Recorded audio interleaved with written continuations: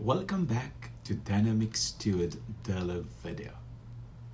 Have you ever missed a long-awaited appointment or opportunity?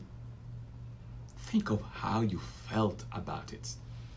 Ezra chapter 2 reports about a long-awaited event that was unfortunately missed by many.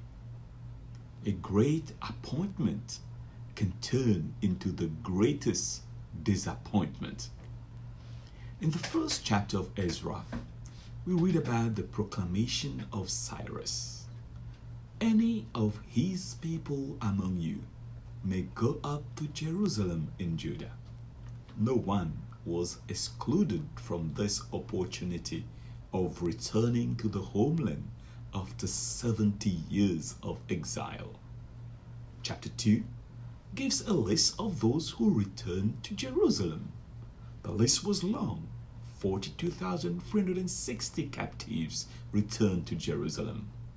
Some chose not to go with the first group. But do you know that many remain in the land of captivity? When they had to leave Jerusalem by force, they prayed about returning. During the 70 years of captivity, they regularly pleaded with God for seeing the shore of Jerusalem. Now that the time to return had come, many chose to remain behind. What could be the reasons? The text did not mention any reason, but we can easily come up with some good guess. Among those who embark on the trip back to Jerusalem, some went through a sad experience.